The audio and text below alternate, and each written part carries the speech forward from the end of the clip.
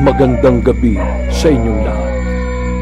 Ako si Kabanong, ang inyong tagapagsalaysay ng mga kwento ng mga misteryo at kababalaghan, mga kwento ng mga multo at aswang, mga maligno at mga kakaibang pangyayari at mga nilalang.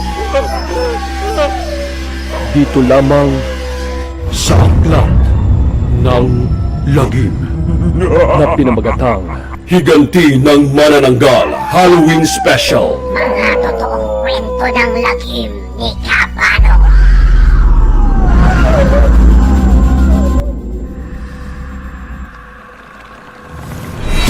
Magandang araw mga kasangga. Isang nakapanghingilabot na kwento ang ating matutunghayan ngayong araw na ito mula sa mga pahina sa Aklat ng Lagim. Ang kwentong ito ay tungkol sa isang kaibigan. Natawagin na lang natin siya sa pangalang Manong Oscar. 40 anyos na siya.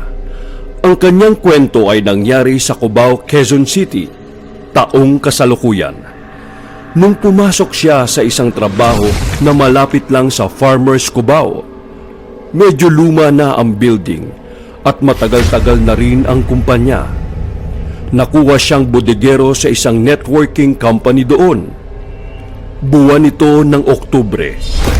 Malapit nang mag-Halloween. At ito rin ang panahong hinding-hindi niya malilimutan sa buong buhay niya. Dito siya makaka-encounter ng isang white lady na gugulo sa buhay niya. Ngunit bago tayo magpatuloy, ay magkakaroon tayo ng shoutout para sa mga bago nating mga subscribers at special shoutouts para sa kasangga ni Kabanong community members. Kaya kung gusto nyo ring maisama sa aking mga shoutouts sa susunod na videos, mag-subscribe na at pindutin nyo na rin ang join button. Ngayon na! Kung hindi, hindi kayo magkakajowa o iiwanan kayo ng mga jowa ninyo. Bahala kayo!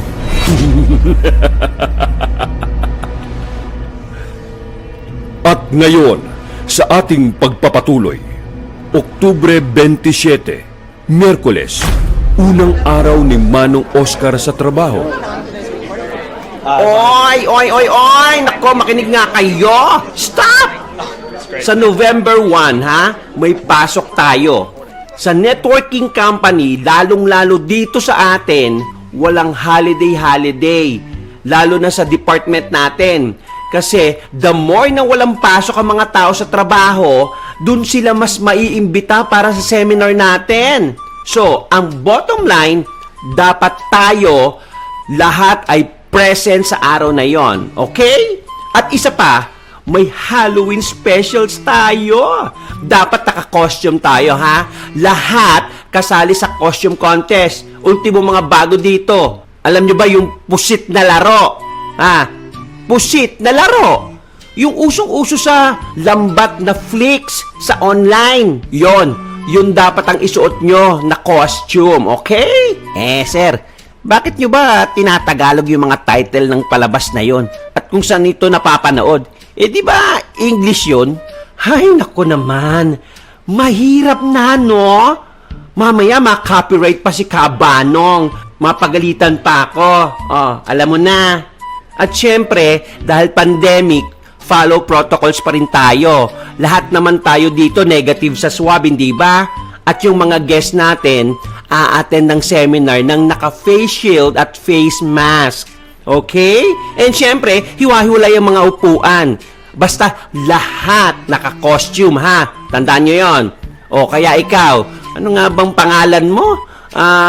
Oscar. Tama, Oscar, di ba? Manong Oscar. Dapat makita ko yung pagmumukha mo sa November 1, ha? Huwag mong sabihin na gwapo kang matanda ka, exempted ka. Hindi, no? Pumapatol ako sa matanda.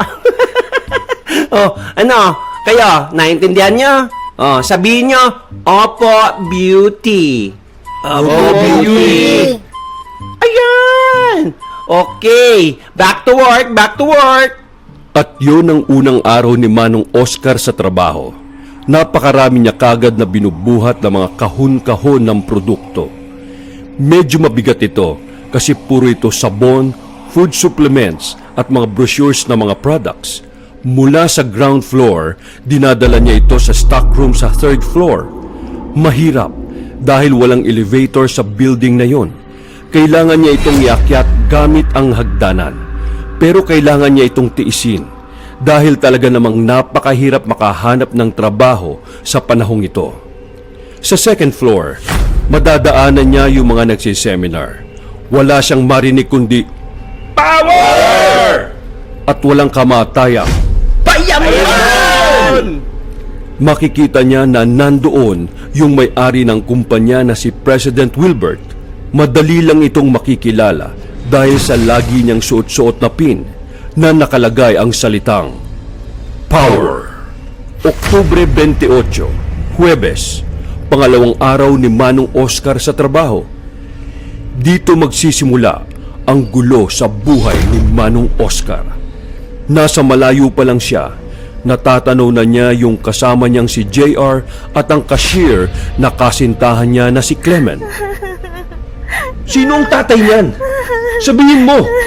Kaya pala aayaw-ayaw ka nang sumama sa akin na makipag-date, ha? Yung para buntis ka na sa ibang lalaki? Ipalaglag mo yan. Kung hindi, papatayin kita. Oo, JR, wag naman. Nabuproblema na nga yung girlfriend mo eh. Ganyan mo pa siya kakausapin. Hoy, tanda! Kabago-bagong pa lang dito, nakikialam ka na sa buhay ng may buhay. Umalis ka nga dito! Kung hindi, bubugbugin ko yan. Hoy! Anong palagay mo sa sarili mo? Action star? O, Manong Oscar, sige na, mag-timing ka na dun sa taas. At ikaw naman, dinig na dinig sa taas yung boses mo. Mainit na ang ulo ni Boss Wilbert, no? Ikaw rin ang init ng ulo mo. Kung yung problema mo, yung jowa mo na yan, tumigil na kayo. Kung ako na lang ang ginawa mo, di wala kang problema. Umakyat ka na nga lang doon, Clement. At kanina pa naghahanap ng cashier sa taas. Nandito ka lang pala. Hoy, JR, pag hindi mo tinigilan yung Clement na yan, maghintay ka. Mawawala yung babaeng yan sa landas nating dalawa. Papatayin ko yan. Sino kaya ang ama ng dinadala ni Clement?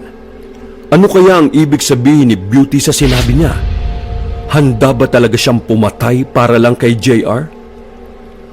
Oktubre 29, Biyernes na. Abala na ang lahat sa pag-aayos ng decor. At kanya-kanya na rin ang gawa ng kanya-kanyang costume para sa nalalapit na Halloween event. Madami rin ang tao sa opisina ng mga oras na yon. At tinatapos ni Manong Oscar yung paglalagay niya ng mga stocks sa third floor, kung saan malapit rin doon ang opisina ng presidente nilang si Pres Wilbert. Maya-maya, Hoy, Clement! Nako, umakyat ka daw sa third floor. Kakausapin ka daw ni Boss Wilbert. Ang laki daw ng short sa sales natin kahapon. Paano ba naman kung ano-ano kasi yung pinag-iisip mo? Puro kakadramahan kahapon. Ayan tuloy. Humanda ka at siguradong sasabunin ka niyan. Ay, hindi pala sabon. Iwa-washing machine ka niyan. at umakyat na si Clement sa opisina ng presidente na si Pres Wilbert. Dahil sa clear glass lang ang salamin sa opisina nito, makikitang galit na galit si Pres Wilbert na kinakausap si Clement. Mabuti na lang at nasa third floor ito at tanging ang stock room at si Manong Oscar lang ang nakakasaksi nito. Sa ibaba, galit pa ring nag-aabang si JR sa kanyang nobya na si Clement. Hoy, JR, anong ginagawa mo dito? Bakit galit na galit ang mukha mo? Kanina pa ang out mo ah. Inihintay ko si Clement eh. Meron kaming importanteng dapat na pag-usapan. Ay, nako! Huwag mo nang hintayin pa si Clement at hanggang ngayon ay wina-washing machine pa siya ni boss. At pagkatapos nun, ida-dryer pa siya nun. Kaya mabuti pa, umuwi ka na lang at maaga ka pang papasok bukas, no? Huwag kang malilate bukas ha. Kung hindi, matatanggal ka na sa trabaho mo, sabi ng HR. Oo na, sige na. Uuwi na ako. Ay, teka, nakalimutan ko sabihan si Manong Oscar. Matawagan nga lang.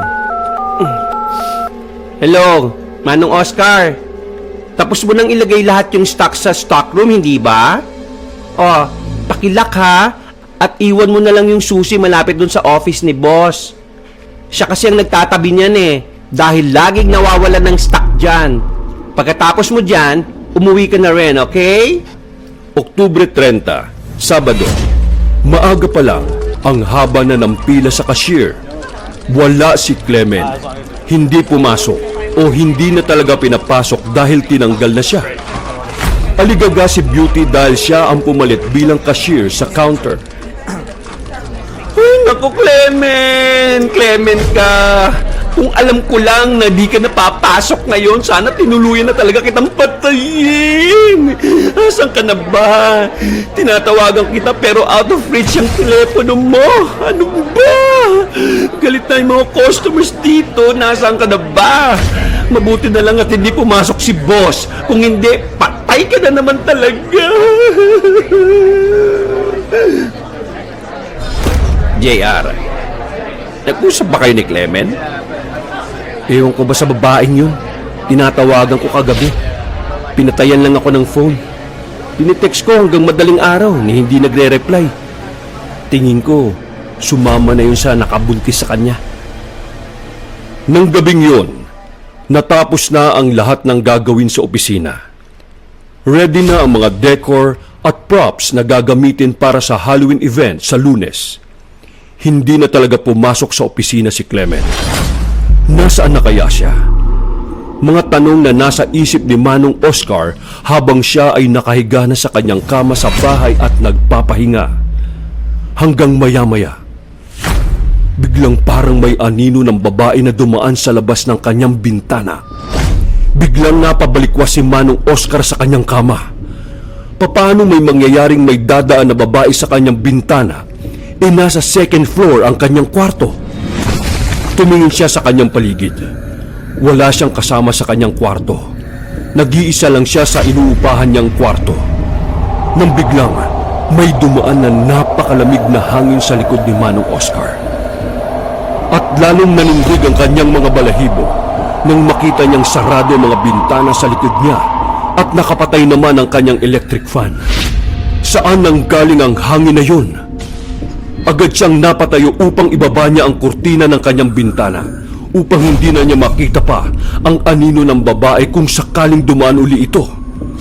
Ngunit bago pa siya makalapit sa bintana, ay may narinig siyang tinig na nanggagaling sa kanyang likuran. Mga Oscar! Mga Oscar! Lumitan niyo po ako! Sino ka? Nasaan ka? Lumabas ka't magpakita ka! Lumitan niyo po ako! Mga Oscar! Lumitan niyo ako! Di ako makalabas! Lumitan niyo po ako! Parang away na! Pakiusap. Huwag akong gambalain nyo. Di ko kayo kilala. Wala akong pakialam sa inyo. At doon lumabas sa salamin ng tukador ang imahe ng babaeng nagmamakaawa kay Manong Oscar. Siya ay walang iba kundi si... Clement! Clement! Pakiusap. Parang awa mo na. Sa iba ka nalang magpatulong. Huwag ako! At makikita ni Manong Oscar na unti-unting lumalabas ang katawan ni Clement sa salamin. Puro dugo ito. Lasog-lasog at nagtutunugan ang mga buto nito. At yumuko ito para ipakita sa kanya ang basag na bungo nito. Dahan-dahan itong gumagapang papalapit kay Manong Oscar. Huwag, Clement! Huwag mo kong lapitan! Maawa ka sa akin! Huwag! Huwag! Sabay balikwas sa kama si Manong Oscar. Umaga na pala. Isa lang pala itong napakasamang panaginip. Ngunit pakiramdam ni Manong Oscar ay para talagang nangyari ito sa kanya kagabi. Oktubre 31. Linggo, walang pasok. Buong araw na nakatulala si Manong Oscar sa kawalan. Di niya alam kung ano ba talaga ang nangyari nung gabi. Humihingi ba ng tulong si Clement sa kanya dahil meron nangyaring masama? Sino kaya ang maaaring pumatay sa kanya kung magkaganon? Si JR ba? Dahil sa pagtataksil sa kanya ni Clement? O si Beauty ba? Dahil sa nagiging hadlang si Clement sa kanyang pagnanasa kay JR? Nobyembre 1, Lunes na. Ngayon ang araw ng Halloween event sa company nila Manong Oscar sa Cubao, Quezon City. Ngunit medyo alanganin ang lahat na pumasok sa opisina dahil sa mabahong amoy ng patay na daga. Agad na nagpabili ng disinfectant spray si Beauty para mabawasan ng bahagya ang amoy nito. Hindi pwedeng hindi matuloy ang event. Bagamat hindi makakapasok si Pres Wilbert dahil may sakit, nagawa na ng paraan na sa Zoom meeting na lang ito magtutok mamaya sa event. May mga abala na sa pag-aayos sa mga bisita. Binibigyan lahat ng mga face mask at face shield. Sabay spray ng alkohol sa mga kamay at pinalilista sila sa contact tracing form. At isa-isa na silang pinauupo ng may isang bakanting upuan bawat bisita. Yung iba naman ay nagme-makeup na at nagsusuot na ng costume. Si Manong Oscar ay nagme-makeup mag-isa sa banyo. Habang titig na titig siyang nililinyahan niya ng eyeliner ang mukha niya, nagulat na lang siya nang biglang nakita niyang nakatayo si Clement sa likod niya sa refleksyon ng salamin. Sabay tingin niya sa likod. Wala naman doon si Clement. Nang biglang, Manong Oscar! Manong Oscar! Tulungan niyo po! Parang awa niya! Labas niyo dito! at nakita niya si Clement na nakatayo sa labas ng CR at lumakad palabas. Sinundan ito ni Manong Oscar. Dito! Dito! Manong Oscar! Sundan niyo po ako! Parang awa niya lang! At tumigil si Clement sa pintuan ng stockroom. Tinuro ang pinto at sabay sabing, Tulungan niyo po ako! Ilabas niyo po ako! at dali-daling kinuha ni Manong Oscar ang susi sa stockroom. Ngunit wala ito doon, kaya buong lakas na lang nang sinipa ang pinto. At sa likod ng mga kahon, makikita ang nakahandusay na lasog-lasog na katawan ni Clement. Yung patay na dagang amoy ay galing pala sa nagsisimula ng mangitim at mabulok na katawan ni Clement. Dahil sa itinuturo ng ebidensya na si JR ang huling nakita at narinig na nagbabanta sa buhay ni Clement, si JR ang agad na dinampot ng pulis para sa investigasyon. Mama ka na! Huwag ka na lumaban! Bakit ako? Bakit akong dadamputin nyo? Hindi ako! Bitiwan nyo nga ako! Hindi ako may gawa niyan! Wala na ako nung araw na yon. Sila lang ang naiwan dito! Pakawalan nyo ako! Pakawalan nyo ako! Lakad! Agad na itinawag ni Beauty kay President Wilmar ang pangyayari sa opisina. Mabuti na lang at nahuli na kagad kung sino ang may sala. Ipalinis na lang kagad kina Manong Oscar yung stockroom. Ilabas yung mga produkto natin dyan dahil contaminated na yan, ha, Beauty? O sige, bye. Napakasarap mabuhay na mag-isa. Magagawa mo ang lahat ng gusto mo. Sige lang, asawa kong mahal. Magbakasyon lang kayo ng magbakasyon ng mga anak natin. Para ako naman nag-i-enjoy lang sa pagiging binata ko dito.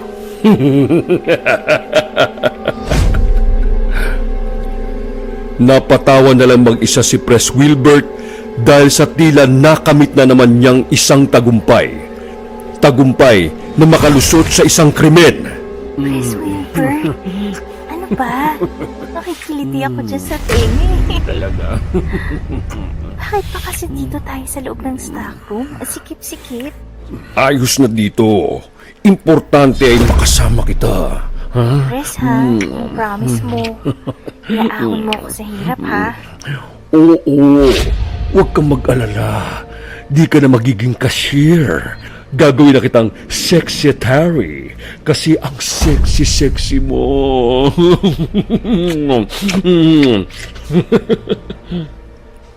Hindi ko ipapalaglag to.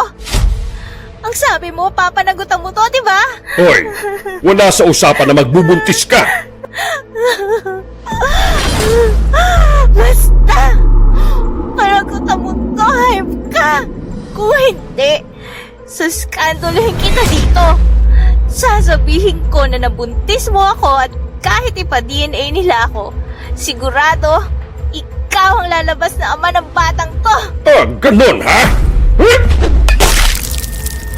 Sabay hampas na malaking metal na vase sa ulo ni Clement. Basag ang bungong bumagsak sa ng kawawang babae. At di pa nakontento na parang ulul na pinagtatadyakan ni Pres Wilbert si Clement sa iba't ibang bahagi ng katawan. Sa sobrang laking pagkatao ni Pres Wilbert, kada sipa nito kay Clement ay nagkakalasog-lasog ang katawan nito. Ano? Masyado kang demanding, ha? Tatakutin mo pa ako? Hindi ako matatakot sa'yo! At pagkatapos niyang gawin ang krimen na yon, si JR, ang nobyo ni Clement ang dinampot ng mga pulis, dahan-dahang nagsali ng alak si Pres Wilbert sa kanyang kupita. Nang biglang, dumaan ang malamig na hangin sa kanyang likuran. Sabay, Pres! Pres! Ha? Sino ka? Paano ka nakapasok dito? Magnanakaw ka ba? Nasa kahadero lahat ng pera ko. Kunin mo na't lumayas ka na dito. sabay nahulog ang bote ng alak sa kanyang harapan. Basag ang bote ng mamahaling alak. Sayang ba, Pres? Sayang ba ang alak? Masayang ang buhay mo, Pres. Nagtatatakbo palayo sa nabasag na bote ng alak si Pres Wilbert.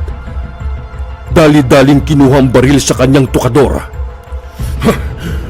Lumabas kang hayop ka! Magpakita ka!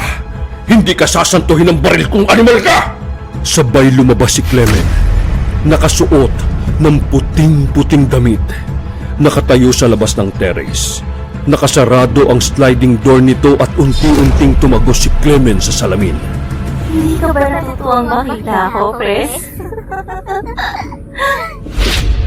Clement, lumayo ka sa akin! Pinatay na kita! Bakit nandito ka? Patay ka na! Gusto mong patayin uli kita? Ha?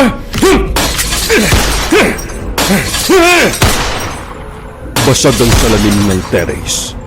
Kumalat ang salamin sa sahig. Ang iba ay nanatiling nakatayo ang mga matatalim na salamin. Sabay sa salamin naman ng tukador, lumabas si Clement. Ano, Pres? Gusto mo ako, ba? Mamili ka, ano gusto mo? Ganito nakaputi ako at napakalinis. O yung ginawa mo sa akin.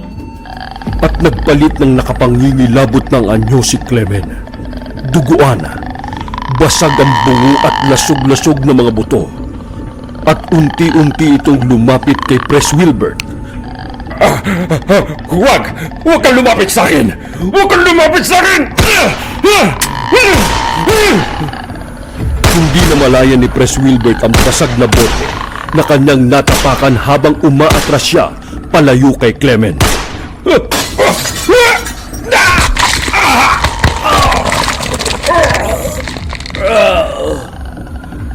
Bumagsak si Pres Wilbert sa malalaking basag na salamin ng sliding door sa terrace.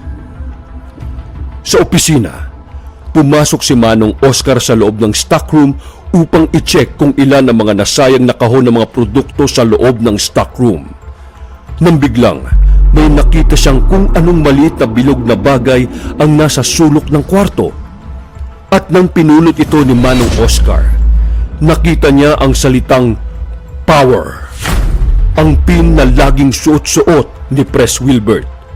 ang pin na sumisimbolo ng kanyang power. Mga kasangga, kung anumang power ang mayroon ka, tandaan mo na may Diyos na higit pa ang kapangyarihan laban sa iyo.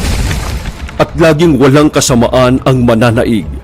Laging may hustisyang handang magparusa sa iyo, tulad ng nangyari kay Pres Wilbert. Kung nakaligtas man siya sa hatol na parusa ng hustisya ng tao, sigurado hindi siya makakalusot sa higanti ng White Lady.